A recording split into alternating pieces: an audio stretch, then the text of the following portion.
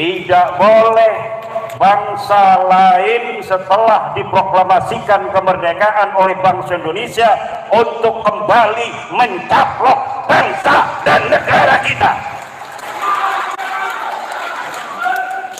Tidak boleh. Di Indonesia ini ada orang yang paling merasa berjasa terhadap Indonesia di atas yang lainnya. Oleh karena itu, ketika ada orang-orang yang bukan berasal dari bangsa Indonesia merasa dirinya lebih tinggi di atas bangsa Indonesia yang telah mengorbankan nyawanya, darahnya, keringatnya, hartanya, maka ini kita tidak boleh biarkan.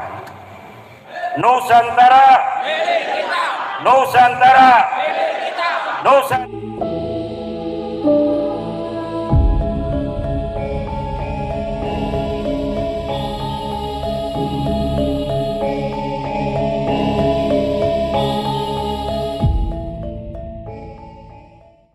Banser Ansor, para hadirin hadirat ma'asyiral muslimin rahimakumullah,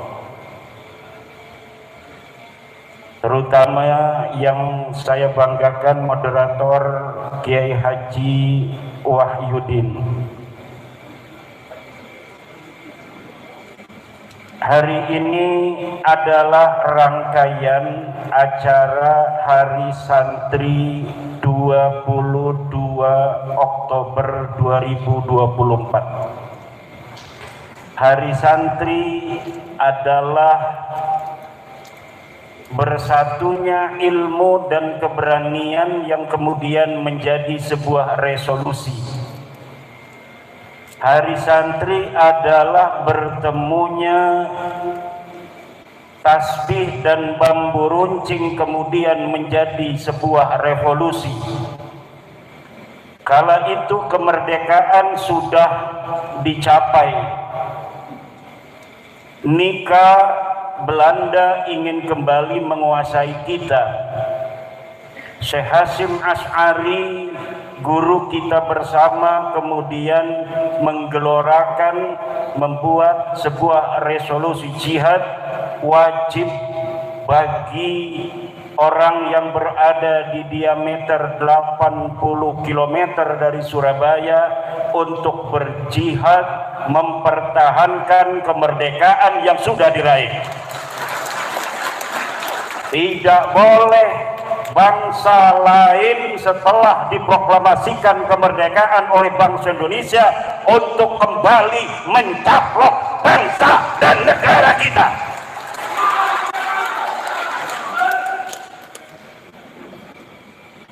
Tanpa tanggal 22 Oktober 1945,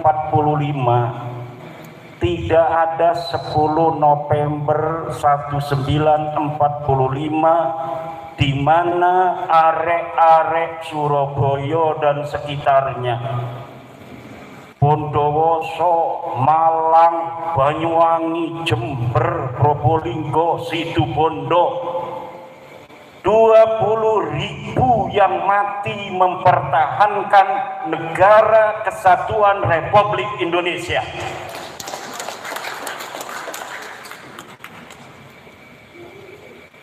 Mbah Hasyim Asy'ari patut menjadi contoh bagaimana seorang ulama mencintai tanah airnya.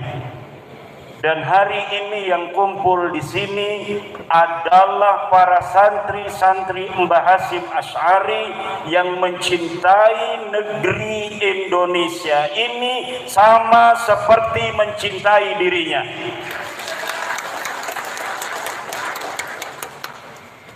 Negeri yang kaya raya Indonesia dari Sabang sampai Merauke tidak boleh dibiarkan kembali ke masa di mana dulu leluhur-leluhur kita 200 tahun diadu domba oleh VOC Belanda.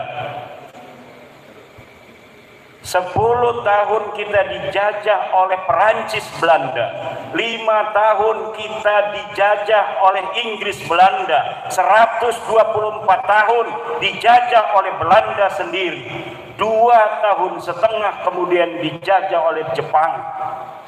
Kemerdekaan yang kemudian kita raih dengan nyawa para pahlawan ini, di mana kemerdekaan Republik Indonesia bukanlah hadiah dari Jepang, bukan hadiah melalui perundingan, tetapi kemerdekaan yang diraih oleh darah para tentara Republik Indonesia.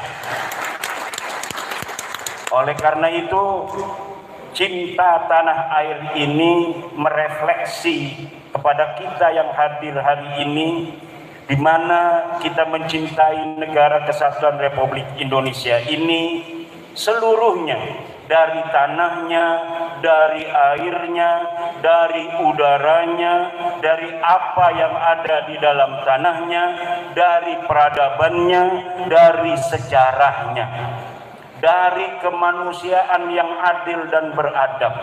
Tidak boleh di Indonesia ini ada orang yang paling merasa berjasa terhadap Indonesia di atas yang lainnya. Kita suku bangsa yang banyak dari Sabang sampai Merauke. Agama kita 6 agama, kebudayaan kita berbeda-beda, tapi kita satu bangsa Indonesia yang harus bersatu menghadapi segala macam tantangan dan rintangan untuk menggapai kesejahteraan umum, peradaban dunia, dan kecerdasan bagi anak-anak kita. Oleh karena itu, ketika ada orang-orang yang bukan berasal dari bangsa Indonesia merasa dirinya lebih tinggi di atas bangsa Indonesia yang telah mengorbankan nyawanya, darahnya, keringatnya, hartanya, maka ini kita tidak boleh biarkan. Kita harus luruskan kembali kesejarahan. Tidak boleh ada orang yang menulis sejarah semau sendiri, kemudian dia mengklaim kesejarahan itu, di mana manfaat dan semua upaya yang dilakukan oleh manusia-manusia leluhur-leluhur kita masa lalu untuk menggapai kemerdekaan ini seakan-akan hanya dia yang berperan. Ini yang harus kita berikan dulu agar kita mengerti bahwa bab nasab itu tidak hanya berkaitan dengan nasab sebuah klan tertentu, tetapi juga berkaitan dengan bagaimana bangsa Indonesia menjaga dan mencintai sejarah dan peradabannya. Realitas bangsa Indonesia yang berbangsa-bangsa bersuku-suku, ketika merdeka 45, kita adalah saudara. Berbedanya agama, suku bangsa, ada orang Sunda, ada orang Jawa, ada orang Bali, ada orang Kalimantan, ada orang Aceh. Semuanya di mata NKRI adalah sama, di mata Pancasila adalah sama, mempunyai hak dan kewajiban yang sama sebagai bangsa di dalam negara kesatuan Republik Indonesia. Setuju? Setuju? Siapa kita? Indonesia. Siapa kita? Siapa kita?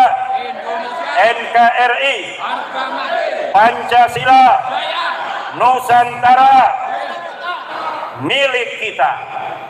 Nusantara, Nusantara, Nusantara.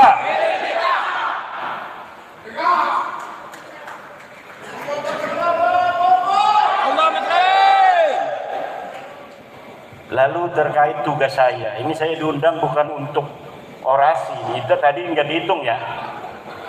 Tadi udah dihitung belum waktunya?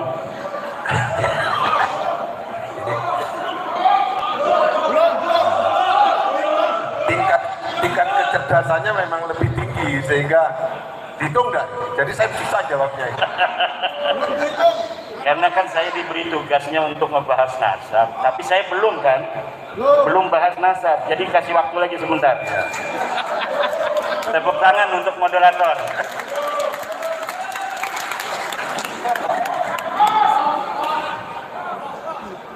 Ini kita ini saudara. Beliau keturunan Arya Wiraraja. Kata dia memperkenalkan diri pada saya keturunan Arya Wiraraja. Kata Ki Ageng Bumi Sroso, saya juga sama. Kata saya, rasanya saya juga ada. Saya ingat leluhur saya ada perempuan namanya Yai Ratu Harusbaya, itu merupakan cucu daripada Arya Wiraraja dan Ronggolawe. Masih ada Kiai. Cuma Arya Wiraraja lebih tua dari Tawangalun ya. Cium tangan berarti.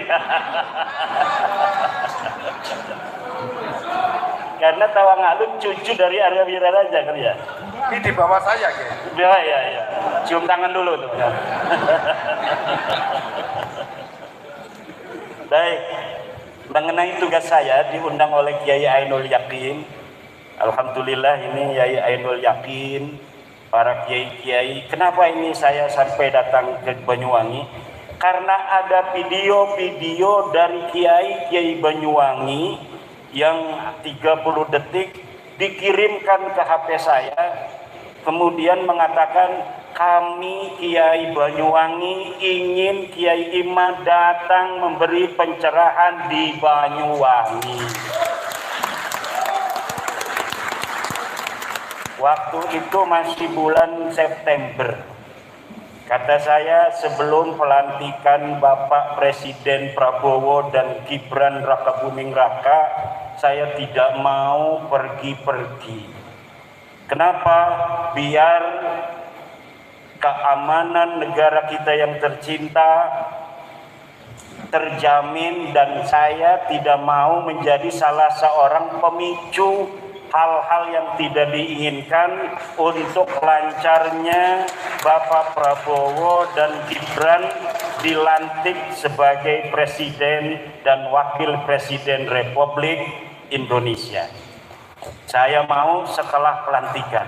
Kata Yai Ainul, kalau begitu sekalian Hari Santri Nasional. Alhamdulillah. Kembali ke tugas saya. Itu tadi belum, jangan hitung. Jadi ada sebuah klan yang mengaku dirinya sebagai keturunan Nabi. Ini masalahnya kan? Saya suruh ngomong itu ya. Jadi kalau saya ngomong bukan saya mau ya, tapi saya disuruh oleh moderator untuk ngomong itu. Setuju? Ada klan ngaku sebagai keturunan Nabi. Aneh turunan Nabi. Nah, pengakuan keturunan Nabi itu namanya al-khabar. Khabar itu mahtamala sidqa wal kadhiba. Sesuatu yang mungkin saja benar, mungkin saja salah. Bagaimana untuk mengetahui apakah dia benar ataukah salah? Tidak ada jalan lagi selain kita memverifikasi kebenarannya. Dari mana kita mengetahui cara tiranti yang harus kita gunakan untuk mengetahui kebenaran sebuah pengakuan, sebuah klaim bahwa dirinya sebagai keturunan Nabi besar Muhammad sallallahu alaihi wasallam. Untungnya khusus untuk keturunan baginda Nabi itu setiap abad ditulis keturunan-keturunan Nabi. Dari mulai abad ketiga Hijriah sudah ada yang menulis tentang nasab. Dari abad keempat sudah ada yang menulis tentang nasab. Nasab daripada keturunan Nabi besar Muhammad. Kitab Abnaul Imam fi Misra wa Syam dikarang 199 Hijriah. Sekarang ini 1446 Hijriah.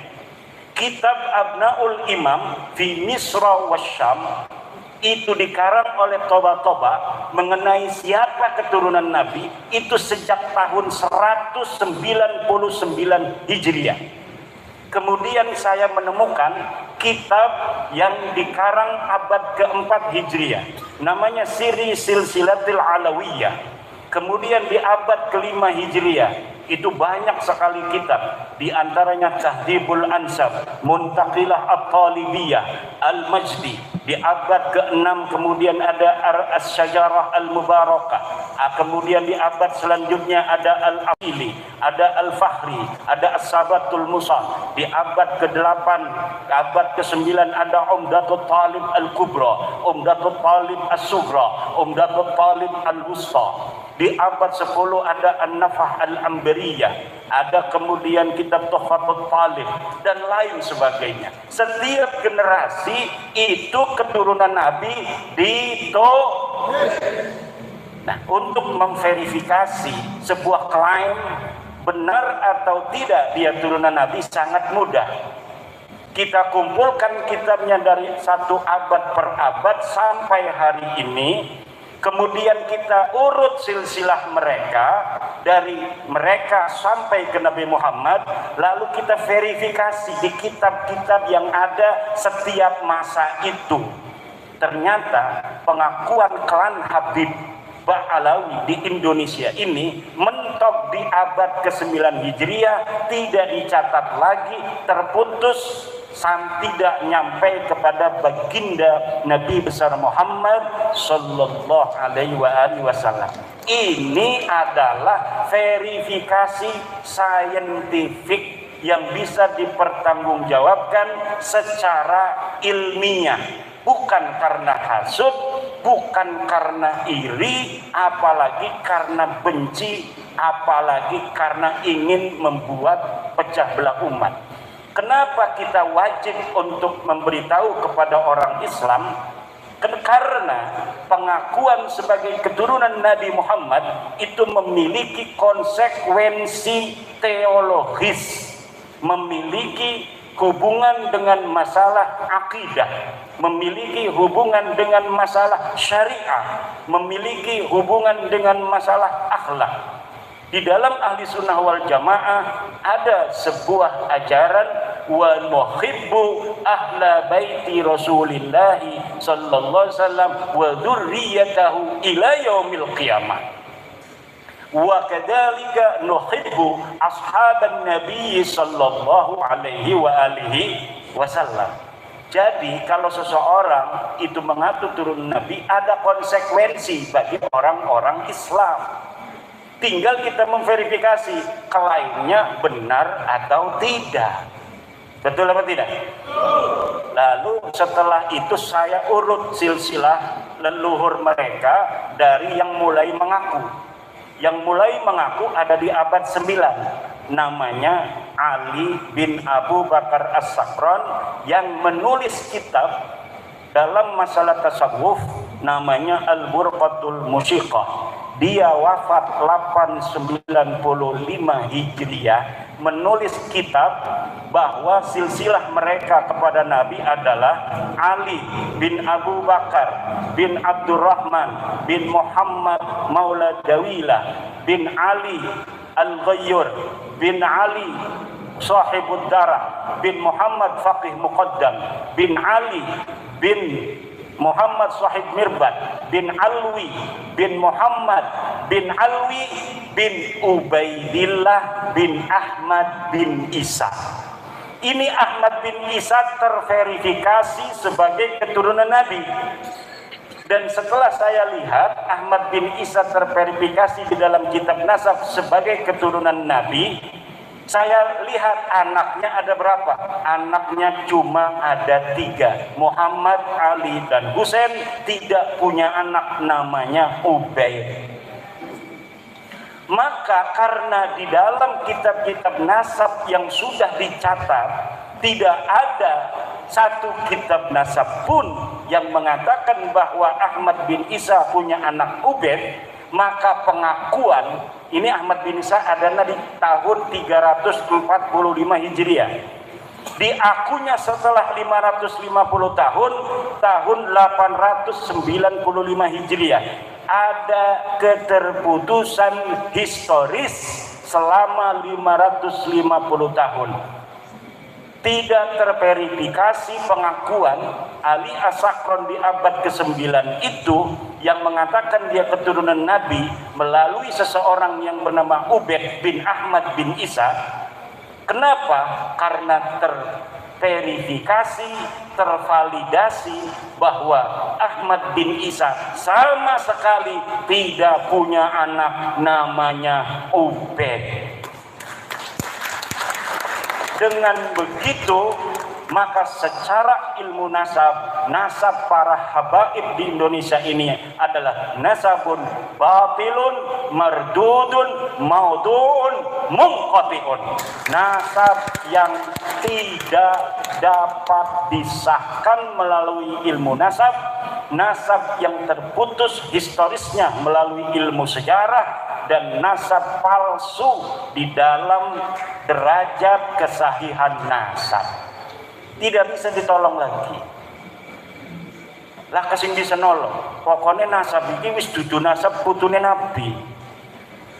Lamun putune Nabi sing asli, iku setiap masa terverifikasi ing dalam kitab-kitab masing-masing. Misalkan iki putune Tawangalun, di dalam kitabnya ono, iki putune Tawangalun putune wong Agung Wilis ya. Apa kebalik? Oh, Agung Wilis adalah cucu dari Tawangalun Wiraraja. Itu ada di sejarahnya. Kenapa tuh Bagus Bogi tadi bisa mengatakan bahwa kami dari Banten juga keturunan Banyuwangi, ada buku sejarahnya. Lalu kaum habaib yang aku turunan Nabi, sejarahnya mana? Saya minta, nggak ada. Dari mulai abad 9 memang kitabnya ratusan, karena mulai mengaku itu abad 9. Dari abad 9 sampai sekarang ditulis ratusan kitab.